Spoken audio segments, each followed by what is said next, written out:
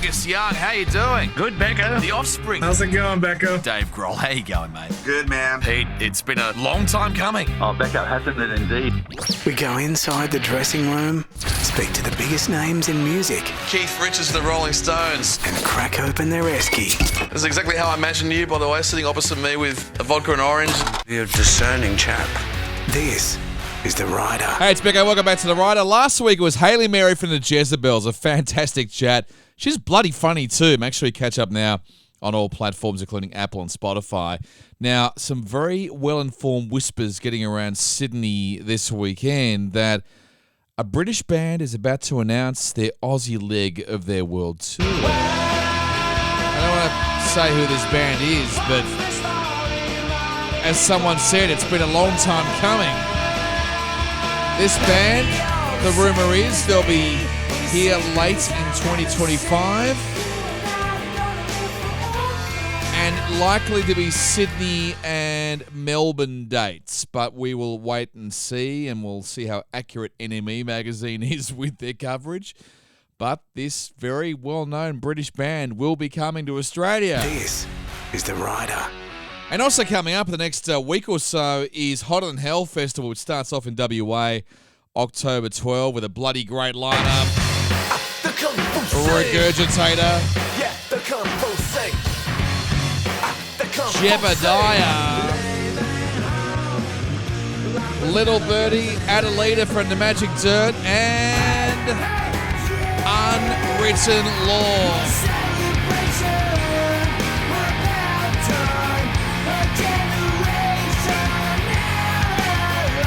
So it all starts October 12 in WA, then across the country, Hotter Than Hell Festival. And I've got the new Aussie recruit from Unwritten Law, Scotty Mac. It's great to meet you. How are you? Yeah, fantastic to meet you too. Yeah, doing well. Thank you. So do you still pinch yourself being part of this amazing band? Every day. It's kind of a crazy story, actually. But yeah, it's a weird thing, especially being Australian, you know, by all intents and purposes, I shouldn't be here.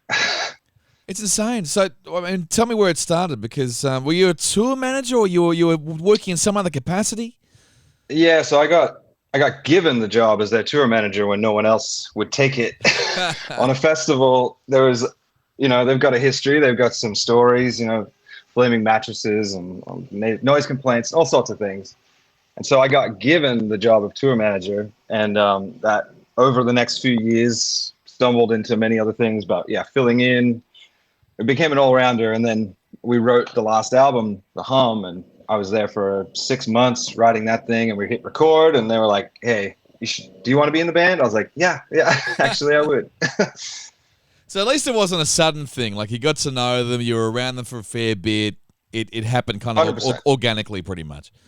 Yeah, I mean, I've been with them, I think it's 10 years now, and it was about 5 years of different jobs all over the place. Tour manager, driver, guitar tech, all of the above. And yeah, I mean, they let me right in though. I was like, I was a super fan. You know, you let me into your houses. I know your passwords. I know everything now. It's because you see movies where this happens, you know, where they bring someone in to be the lead singer, you know, a bit Right. like Jimmy Barnes being asked to front Van Halen back in the day or whatever. But this is, you know, it's a band you genuinely were into beforehand. So you knew all the songs already pretty much. Well, and that's kind of how it came about. Was the first tour I ever got with them. I kind of hit it for a little while. I mean, I got the tattoo of their album when I was like 18. And so for about a week in the middle of summer, I was wearing a hoodie because I didn't want to admit that I was like a fan. And then like a week in, we're pretty drunk, and I finally had a bit of confidence, and I was kind of like, hey, by the way, you're playing that song wrong and this thing. And I was just like, you know, definitely bigger boots than I could fill. And they were kind of like, prove it. And so that was kind of how it started, with the beginning of a song that nobody was playing correctly. Tell you what, they're good on you for being able to walk the walk, because that's the thing. To give a band like that, you know, positive feedback or negative feedback too, and being able to step in there and show them how to do it, that's insane. I mean, I was very lucky that I got that one time right, because it's, you know, might not be sitting here today had I messed that one chance up. Touring around the world, particularly in the States, that must have been where it really hit home, though, where you're on their turf. What was that Yeah, like? I mean, even just like the first tour I ever did with them in the States was us and Phoenix TX, who was another band I grew up listening to. Mm. And it was a full US tour. And, I'd always wanted to do that since I was a kid. And it's different to how they put it in the papers, but it was the most learning I've ever done in about 6 to 8 weeks. It was just like, yeah, going to these places that you heard about and you've seen only via video, and playing in San Diego, hometown, is like just something you can't really put into words, I guess. Yeah, exactly, and that's the thing. I mean, we've all grown up watching, Vans Warped Tour highlights on video and 100%. DVD and all that kind of thing, and then to experience some of those US festivals and just walk around would be Well, amazing. and 100%. And like the amount of bands they have on festivals over there these days is ridiculous. We used to get it down here, much the same. And we still get a pretty good mix, but we did that final Warp Tour ever in San Diego. And that was crazy. That was such a big crowd. And I got to play that one. That was like one of the first big shows we played together while I was in the band. And it was ridiculous. Like, yeah, we also look back fondly on that one. And Unwritten Law was kicked off the Warped Tour like 4 times, yet they were invited to the final day. So there's something there. That's great. Well, that's the thing. That's a huge show of respect there. And I guess in those early years, Yeah. though, what was it like? Hanging around. I know it's like they're all caravans and stuff. These backstage areas, and they would know everyone. I'm assuming. So you're meeting, people like The Offspring or Sublime or God knows what. All of the above. All the above, and Absolutely. you meet them going, "G'day, mate." Yeah. It's just, Well, and it's funny, like, because the other guys know everybody for years, and I'm kind of like the new guy, and I'm a little bit younger, and they're kind of like, who's this kid? But it's really cool as well because you also get to meet some of these people, and they're very familiar with your friends. And I remember the first time we played with The Offspring after I joined, we were running around like idiots. It was a giant backstage, like a football stadium, and Wade was chasing geese through the parking lot. And we looked over at one point, and Noodles and Dexter from The Offspring are like on the balcony of their little container, and they're just like, "You boys hungry? Like, you didn't get dinner? What's going on?" It's like, that was my first time meeting them ever, was chasing geese with Wade across this parking lot. you must be learning so much, and I mean they're obviously learning things from you as well. And what have you learned from this great band, Unwritten Law? It took me years to even kind of grasp. The first few years kind of happened in a blur, and it wasn't until everything stopped in like COVID that we all had kind of time to take stock and think about it all. But I mean, I've learned more with this band in the last few years than I could ever hope to learn at any other school or any other place I've ever visited. And it's like, it's not just how the music industry works, and they run at a very different capacity than a lot of bands. They do their own thing. It's very DIY. They don't follow the rules necessarily, but it's just, yeah, like there's no course you could take that would give you the lessons I've been able to grab with these guys, whether it's life or work or partners and the whole thing. They've been through it all between them all. Like they've been through the highest highs and the lowest lows you could ever possibly imagine. I can imagine the first thing I would learn if I was joining a band like that would be just pacing yourself, because those tours would be incredibly grueling, and you don't want to burn all that energy and excitement and adrenaline and all in one go. And I can imagine they're very good at that. They're getting pretty good. Honestly, it's when the friends come out these days, like the people that haven't been out all year and have got a babysitter and this is their one time out. They come and they're like already at 100. And we're kind of like just starting and taking it slow. And we've got the show to go. And these guys come out and they're wasted at like 6 p.m. So it's tempting sometimes to just kind of go off with them, but you got to be responsible until at least the show is pretty much over. And these guys have slowed down a fair bit in the last couple of years. Like they used to go really hard, even when I first started. Are they ever envious of other bands, or are they very, very much comfortable with where they sit in the scheme of things, as in like, big budgets and compared to, a band that Your does Green a lot of, Days and your Blinks. yeah, like the production isn't quite at that expense. They're okay with that, I'm assuming. They are, and like more often than not, we opt for less is more. Honestly, the guys come up with like really cool ideas, but we do often have to get creative because we don't often have extra cash for that. We might have enough for the tour, but we don't have enough, and lights and things, they get expensive. So we often come up with some pretty creative things. And actually, at the moment for the Australian tour, we've got a guy building something, so it's different again. So we'll see how that goes. I haven't even seen it. I know he's building something. I don't want to give it away. I'm hoping it goes fantastic, but we come up with things and we try and do it with friends and family, and we try and keep it in all internal, and try not to spend too much on lights and things that at the end of the day don't really matter to us. I'm still amazed that some bands who are big budget, like I'm talking about Iron Maiden, who have the pyro and the lights and all that kind of stuff, they still... We love that too. Yeah, that's right. But they still, have other simple things. Like I noticed between each song, they had the curtain going across, and the backdrop changed every song. So rather than using big screens, they still kept still some physical side. Yeah, they still kept it reasonably simple, which might also be a thing of there's less to go wrong. Who knows? I'm a big fan of that. I mean, this band is still, most bands from this era are not particularly digital like most new bands are these days, but we don't run a single thing, mainly because it just doesn't really fit with how we operate as a band. But yeah, we're more of the pulling the curtain down mid-show kind of band than the renting a video wall. Again, we'd rather put money into getting to these places and playing them and being able to play more shows than we would if we came with all that production, which might mean we can only play 3 shows. It's like you got to weigh it up. Yeah, that's the way to go. I mean, it's more money in your pocket in the end, so and more people reach, in our opinion. Yeah, exactly. You got to get trucks and you got to get all sorts of things and extra crew members, and pretty quickly these tours get even more expensive. And it's creeping up. So Hotter Than Hell, it's coming up, early mid-October for the first shows in WA. And what's it like, getting back to your own, not hometown necessarily, but your home turf, like home country? You do a bit of rehearsal somewhere, or do you take them for a beer? What do you do? I usually have to catch up a little. They get a couple of practices in before I get to see them. And then I usually try and fly them out a couple of days early, and we'll have a day to sort of acclimatize the time change. We'll have a day to practice. We'll have a day to kind of make sure the gear works and that we're good to go. Because there's nothing worse than showing up a couple hours before doors on day one and nothing works. It's just a very stressful time. So yeah, it's usually just a quick one afternoon. We spend 3 to 6 hours and we make sure we feel good. Yeah, but not much prep. That's refreshing, because I won't name the band, but I remember going in seeing one of Australia's biggest bands rehearsing, and they rented out the Luna Park Big Top, believe it or not, just to rehearse. Oh wow! And they weren't even playing there. Costs a lot of money.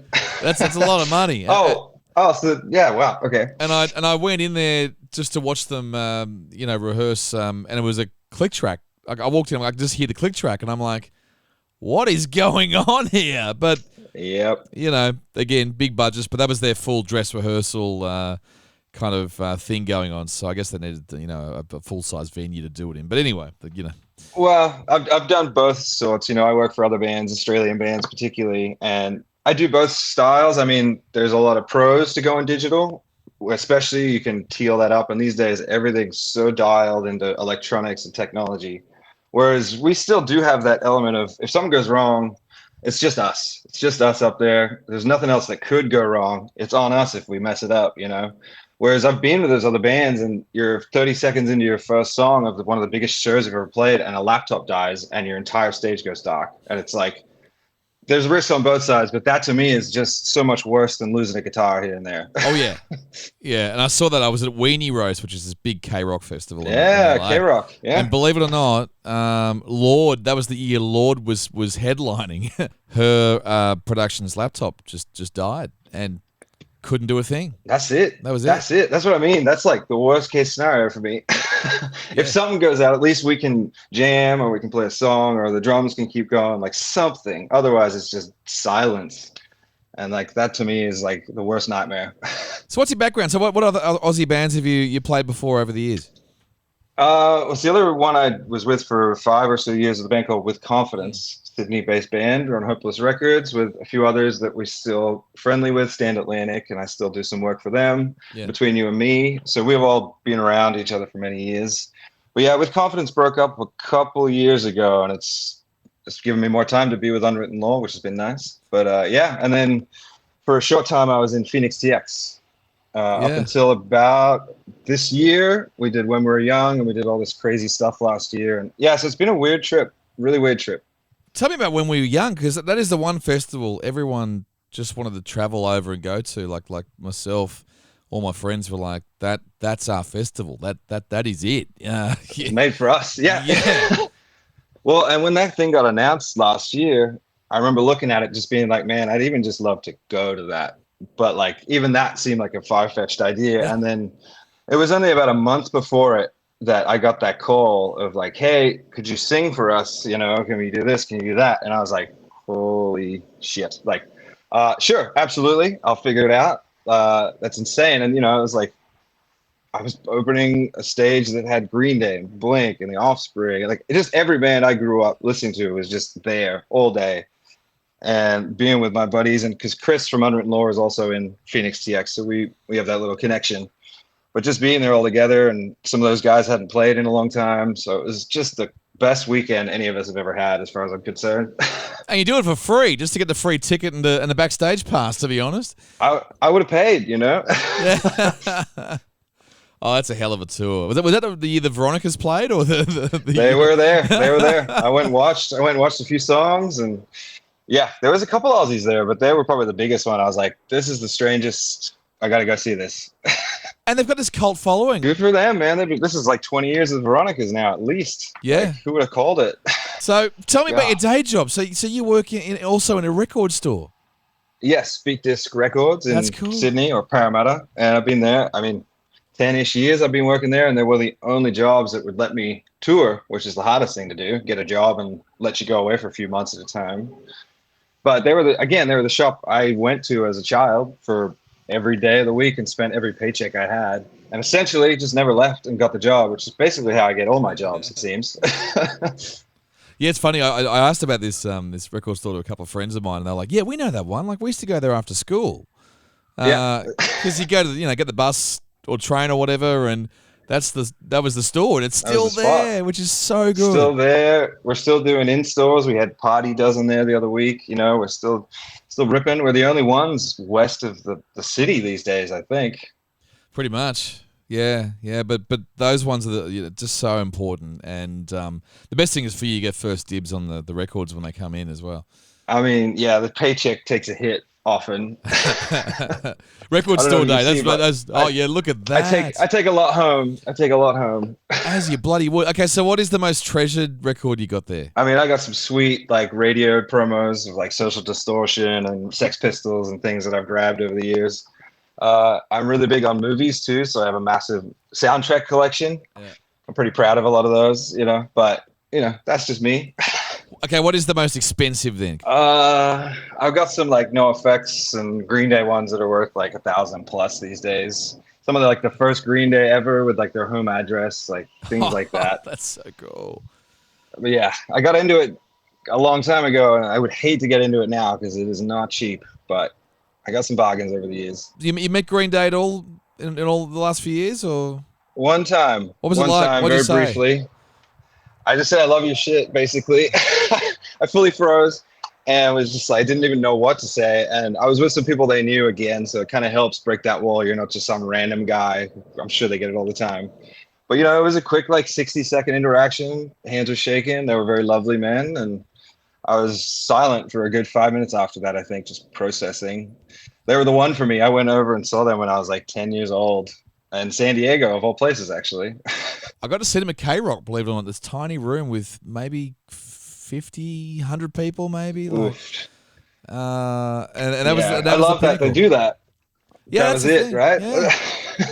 Doesn't get it's great seeing them in a field and a festival and a giant, whatever. But I caught him at the Cricketer's Arms, I think, or something. Oh yes, I remember that gig. Show. I remember being at home and they put it on social media, and I was like, if I leave now, I might get there in time. And I was like, nah, there's no way I'll get in. There's no way. I definitely broke every speed limit, and I was the last person they let in that night.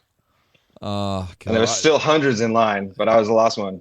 That is so good. No, you know what? I would never have made it, but I should have at least tried. That was pretty damn good. Punk rock. That's the fun part about it. They do that kind of stuff still. Yeah. And they live for the small club shows, that they don't do anymore, and where you can make eye contact with the crowd and all that stuff. Yeah, exactly. They play songs they never do anywhere else, and we're kind of the same. Like when we're playing the one-offs, and I'm sure like the boat crews will be getting like songs that we don't usually play. We like to change it up as much as possible. It's good for us as it is for the fans. Fresh songs. And so on this tour, the Hotter Than Hell, you're doing it's just the WA and the Victorian shows, right? So it's just a couple of them. Yeah, it's like we're trading out. So it's less than Jake on some and us on the others, and we bounce around each other.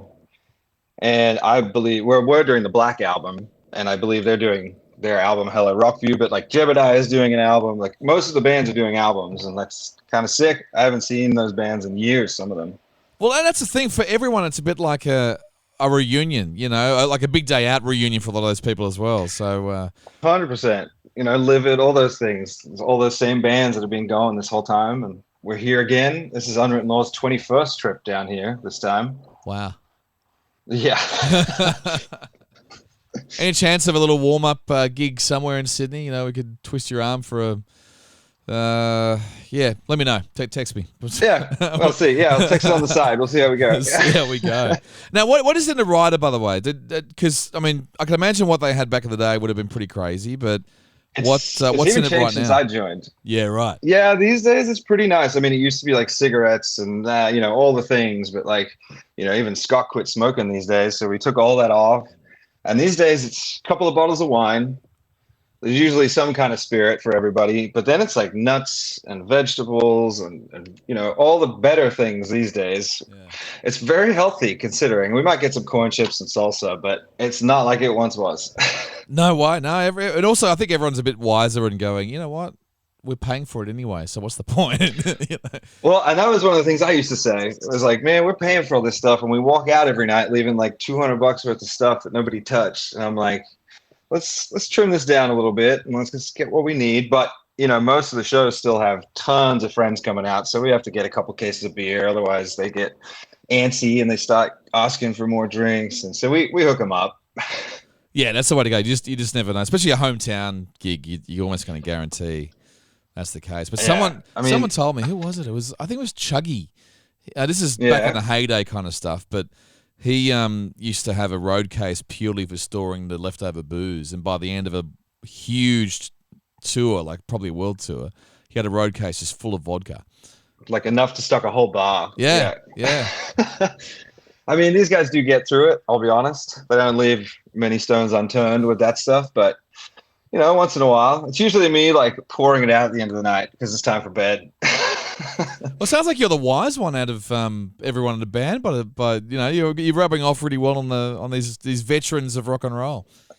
Yeah, I mean, there's kind of two adults in the band, but I'm the youngest by far, and yeah, I'm definitely that guy. You know, I'll cut him off. I'm the guy to cut him off because I'm the one that has to get up in the morning and get him out of bed. You know, so I take my moments. So, are you still the tour manager? I'll be tour managing this one again. Yeah, we kind of, you know, again, we keep it tight. We keep it in the family. And tour managers down here, we used to have a couple of regulars, but, you know, by the time you pay them and you do everything, I do half the job anyway. I'd love to do it. And these are my guys, so I love taking care of them. I think that's the way to go. You don't need an extra head. It's fine. I mean, I know what they like. I know the kind of rooms they like. I know what beaches they like, all the things. So it's much easier for me to be the travel agent these days. Well, Scotty, it is great to speak to you. We're not too far away. I'm just at Drummoyne. You're over. Dude, right behind me. Yeah. Summer Hill here. Summer Hill. So, look, we're looking forward to it. Hotter Than Hell starts October 12. All those dates are online. And, of course, it's a huge lineup of great bands. So make sure you go and check them out. And, Scotty, you're going to be with Unwritten Law, living the dream. Great to meet you, mate. Thanks for the chat. Let us know if you want to come out. I got you. There he is, Scotty Mac from Unwritten Law. Check him out at Hotter Than Hell Festival. Those dates are online, starting in WA, October 12. And that is season 4 of The Rider with Becko. Be back soon. Plenty more I want to have on my wish list. Don't forget to give it a follow on Instagram, The Rider Pod. And, of course, go back and catch up on all episodes you might have missed. This is The Rider with Becko. I'll catch you soon.